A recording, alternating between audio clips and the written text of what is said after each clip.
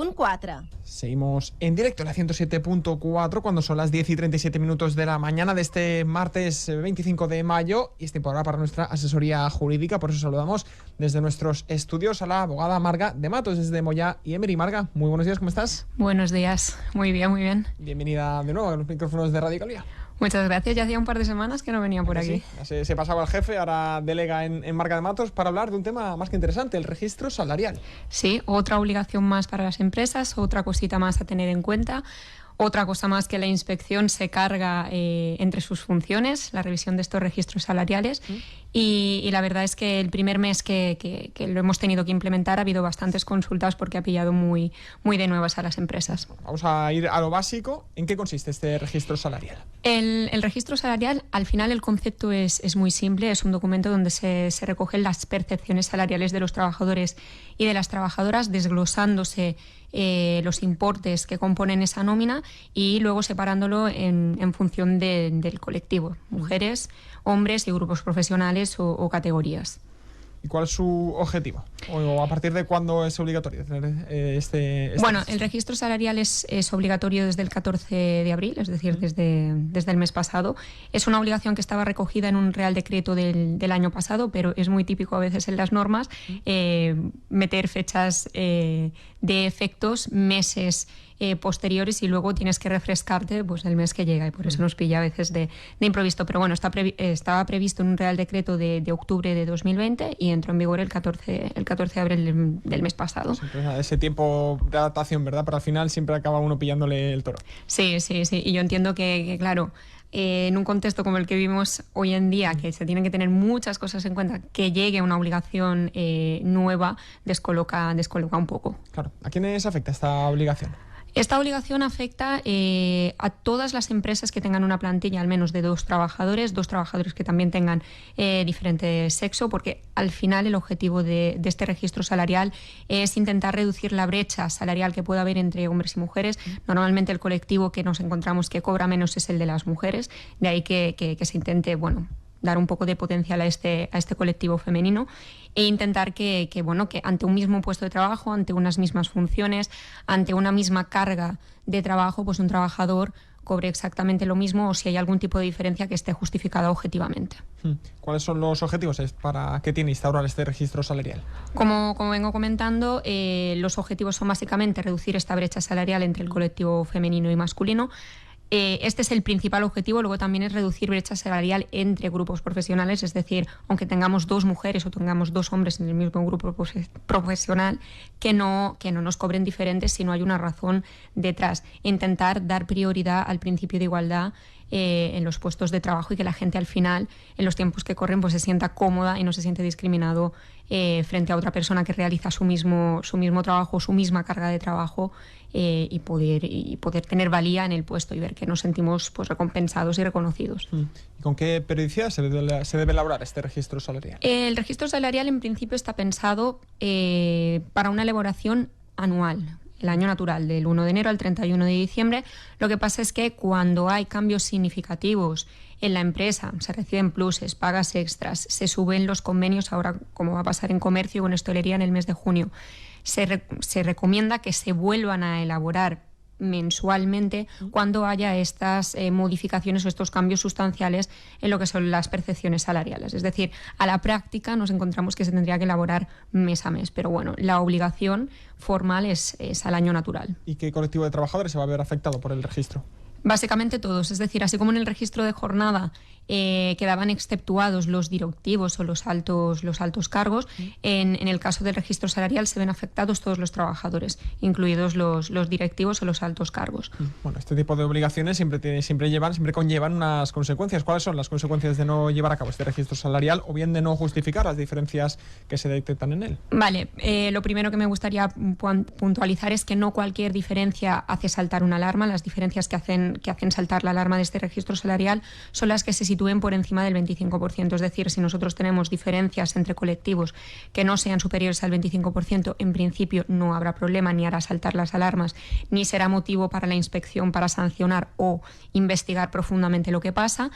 Y si tenemos esas diferencias superiores al 25%, no siempre tampoco conllevará una sanción porque, como he dicho, pueden estar justificadas objetivamente porque eres una persona que tienes una antigüedad superior o tienes un plus porque has conseguido unos objetivos que otro compañero no. Dicho esto, las sanciones que puede acarrear el registro de jornada son de dos tipos o las tenemos que diferenciar en dos ramas, diríamos. Una es no llevar el registro salarial, es decir, no cumplir con la obligación. Es una infracción que se califica como grave y que lleva pues aparejadas unas sanciones que oscilan entre los 626 euros y los 6.250, en función del grado o de la gravedad que entienda el inspector de ese incumplimiento. Y luego tenemos la otra rama de infracciones, que es, aparte de no llevar el registro salarial, nos encontramos que hay diferencias superiores al 25% no justificadas y, por tanto, entendemos que en esa empresa hay una discriminación o una brecha salarial que no se justifica y, por tanto, que el colectivo femenino o masculino, en función de cómo se valore en ese momento y cuál sea el colectivo afectado, pues no está igualmente recompensado o valorado en esa empresa. En ese caso, las infracciones se califican como muy graves y las sanciones van de los 6.251 hasta los 178.000 euros, que no son cuantías nada despreciables. Ya lo creo. Entiendo que la Inspección de Trabajo analizaría una empresa que en este caso no está llevando a cabo el registro salarial, haría una especie de auditoría con los salarios que se pagan en esa empresa. Exactamente. Lo que tiene que reflejar el registro salarial al final son todos los conceptos que aparecen en la nómina, los salariales, los extrasalariales y el salario base. Cuanto más desglosado esté ese registro salarial, más fácil es detectar las irregularidades que pueda haber en una empresa, más fácil también es corregirlo y ver en qué grupos o en qué categorías o en qué colectivos tienes ese problema. ¿Qué pasa? Que las auditorías retributivas a día de hoy se plantea que son recomendables para todo tipo de empresa, pero las que están obligadas son las que tienen más de 50 trabajadores. Y de hecho se han establecido unos periodos transitorios, porque no es fácil hacer una auditoría retributiva, son muchos los elementos que se tienen que tener en consideración. Y a día de hoy tienen la obligación las que tienen más de 100 trabajadores y a partir del año que viene, el 8 de marzo de 2022, si no voy equivocada, las que tienen entre 50 y 100 trabajadores también tendrán la obligación de hacerla. ¿Y qué elementos debe contener ese registro salarial? Lo he venido avanzando. El registro salarial al final tiene que contener todo lo que contiene una nómina: salarios bases, comisiones, complementos por idiomas, antigüedad.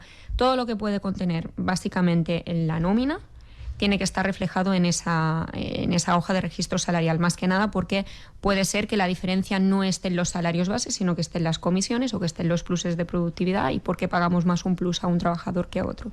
Con lo cual, todo lo que aparezca en la nómina, todo tiene que estar reflejado en el registro salarial. Claro, normalmente el salario base sí que suele ser igual, ¿verdad? Pero después se pone una serie de pluses de productividad o de disponibilidad quizás también, que por conciliación suele ser más complicado quizás en el grueso de las mujeres de llevar a cabo, y por eso ahí radican las diferencias salariales, ¿no? Sí. Y luego también tenemos que tener en cuenta que están los trabajadores a tiempo parcial. Claro, si tú comparas el salario base de un trabajador a tiempo parcial con uno que está haciendo una jornada completa, te encontrarás que son diferentes. ¿Por qué? Porque está trabajando menos horas. Entonces, a la hora de hacer la comparativa, lo que se hace normalmente es adecuar el salario de ese trabajador a tiempo parcial a cómo cobraría si estuviera a jornada completa, para equiparar o para comparar cosas que sean exactamente iguales. Claro. ¿Cuál es el origen o los antecedentes de este registro salarial? Bueno, los orígenes de este registro salarial se encuentran en un Real Decreto de 2019, del 1 de marzo, donde ya se empezaba a dar bastante peso y bastante importancia a lo que era el tema de igualdad entre hombres y mujeres.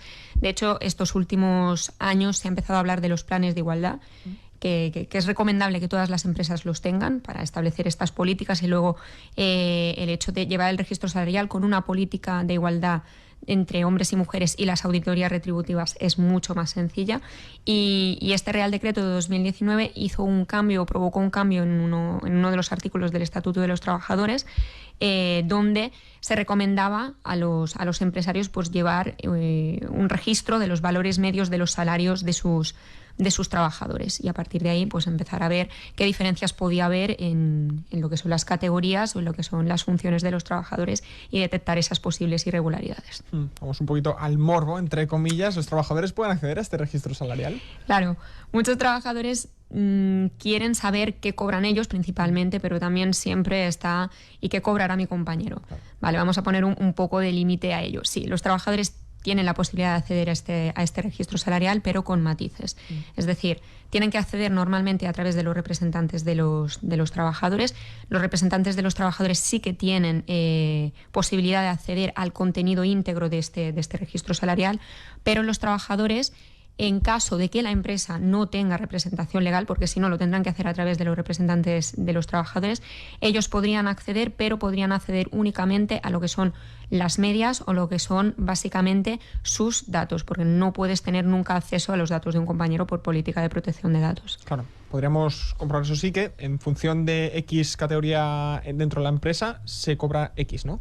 Sí, de hecho los convenios normalmente se desglosan por grupos o por niveles salariales los salarios anuales que tiene que tener esa categoría o ese grupo profesional, y a partir de ahí pues se ve si un trabajador está cobrando por encima porque tiene algún tipo de pacto o convenio con la empresa, o está dentro del umbral que marca el convenio. Lo que nos haría saltar las alarmas, que el trabajador, teniendo en cuenta que está a jornada completa, no cobrará lo que en el convenio se establezca. Nunca se puede cobrar por debajo de lo que establece un convenio para tu categoría o tu grupo profesional. Claro. Desglósanos un poco en qué consiste o qué dice este Real Decreto del 13 de octubre.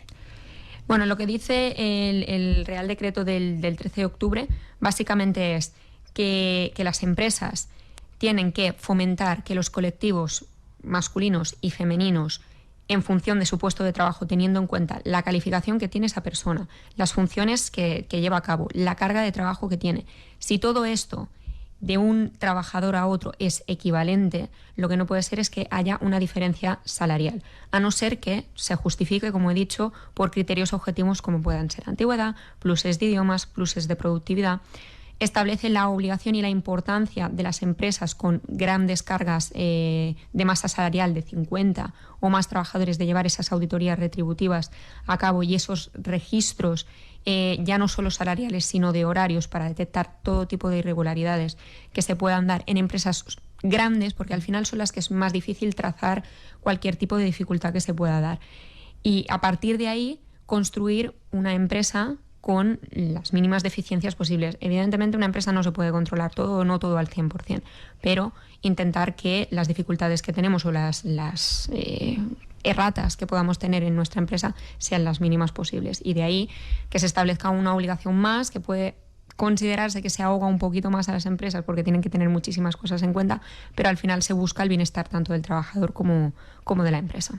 Al final el objetivo final es que no haya esa brecha salarial entre hombres y mujeres. Exactamente. Desgraciadamente todavía la tenemos ahí. Ya vine hablando en otras intervenciones también en las pensiones de jubilación que se planteaba el complemento por maternidad, porque al final lo que se quiere es intentar que haya una igualdad de oportunidades para los dos colectivos, y esto es una muestra más, el registro salarial es una muestra más de intentar que los trabajadores, tanto si eres mujer como si eres hombre, independientemente del puesto que ocupes, te sientas igualmente valorado. Decíamos que ha entrado en vigor en abril. En abril. ¿A partir de cuándo van a empezar las inspecciones de trabajo? Bueno, las inspecciones de trabajo siempre están al pie del cañón. Sí que es verdad que ahora se están centrando mucho en lo que es la parte de fraudes de ERTEs, de prestaciones indebidas, de cobros indebidos, de que todo se haga con carácter previo. Lo que es verdad es que a través de una inspección de un ERTE se te puede pedir ya el registro salarial. Nosotros entendemos que, es una obligación relativamente nueva del 14 de abril. Posiblemente se deje un margen de medio año para empezar a hacer inspecciones puramente de esta naturaleza. Lo que pasa que lo que venimos diciendo, la inspección de trabajo a través de inspecciones de otra naturaleza, como puedan ser ERTEs o irregularidades que se hayan podido detectar pre-COVID, puede pedirte el registro salarial. ¿Están las empresas preparadas para ello? Bueno, ha habido bastantes dudas durante el mes de abril de en qué consiste, qué me estáis pasando, qué quiere decir este número en rojo. yo creo que si tienes bien organizada tu empresa, sabes más o menos lo que están cobrando tus trabajadores, tienes establecidas unas buenas políticas de igualdad retributiva, como decimos, unos planes de igualdad, y lo estás llevando todo el día, no tienes que tener ningún problema para afrontar una obligación que no es complicada ni tampoco tiene por qué ser problemática. Al final es llevar un registro. Como llevas un registro horario, llevas un registro de los salarios. Hay empresas que a lo mejor tienen problemáticas y, claro, añadirles una obligación más les puede resultar complejo de llevar. Pero yo entiendo que no tiene que suponer un caos para una empresa llevar este tipo de registros. Al igual que lo supuso el registro horario, ¿no? Similar. Exactamente, yo entiendo que los primeros meses te tienes que ubicar, tienes que colocar, pero a día de hoy todo el mundo tiene muy interiorizado que tiene que llevar un registro de jornada, que es bueno tanto para la empresa como para el trabajador, porque así controlas básicamente las horas que haces, evitas la realización de horas extras, que ahora está saltando las alarmas en este campo. Y yo creo que simplemente, sí, es tener un poco más de cuidado, tener que tener otra cosa en cuenta, pero al final, si todo se lleva bien y está bien organizado, puede resultar muy útil para trabajador y para empresa. Y para tenerlo todo controlado siempre, y para desde el punto de vista legal, tener controlada la empresa siempre es bueno acudir a un despacho de abogados y economistas como es el vuestro. Moya y Emery, recuérdanos cómo podemos contactar con vosotros. Bueno, podéis contactar con nosotros a través de nuestra página web en Facebook, también en redes sociales como en Instagram. Nos podéis contactar en nuestros números de teléfono, lo voy a recordar, 971 72 80 10, y luego tenemos nuestras dos oficinas, una en Palma, en calle Pérez de Escayarinet, y la otra la tenemos al lado del Club del Hielo. La hemos abierto la inauguramos el año pasado, relativamente nueva, y está enfrente del Club de Hielo en Palma Nova. De aquí de Palma Nova, de Calviá, un despacho de abogados y economistas calviana, que siempre nos gusta destacarlo también. Marga de Matos, muy interesante este registro salarial. Las empresas se tienen que poner al día y tienen que llevarse esos registros para evitar sobre todo sorpresas en forma de sanciones que ya hemos repasado, que no son pecata minuta. No, desde luego, son significativas y no creo que ninguna empresa ni las quiera asumir, ni a día de hoy esté para asumirlas en determinadas cuantías. Sí, más cuando están todas deseando que llegue ese 14 de junio para empezar a pedir las ayudas que llegan desde el Estado. Sí. Marga de Matos, como decimos, abogada desde el despacho de abogados y economistas Moya y Emery, muchas gracias por esta explicación. Gracias a vosotros por invitarme. Gracias, hasta luego. Más que invitada aquí en Radio Calviá. Seguimos en directo repasando más detalles. Enseguida llega la juventud aquí también para repasar el Día del Orgullo Friki. Todos los martes conocemos la actualidad del CUC, de las escoletes, de los centros educativos, de las bibliotecas, de la escuela de adultos. Todos los martes a las 12, l'Institut Municipal d'Educació i Biblioteques, aquí, en Radio Calviá. El mejor transporte, el más seguro y el más rápido lo tienes a un solo clic. Descarga la aplicación móvil Un Taxi y déjate llevar por Taxis Calviá las 24 horas del día, los 365 días del año. O si lo prefieres, llámanos al 971 13 47 00. Taxis Calviá, ¿dónde quieres ir?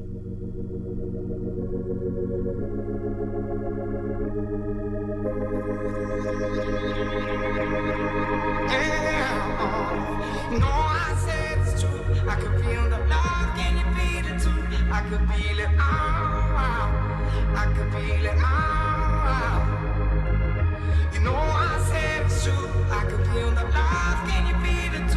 can feel it, I can feel it,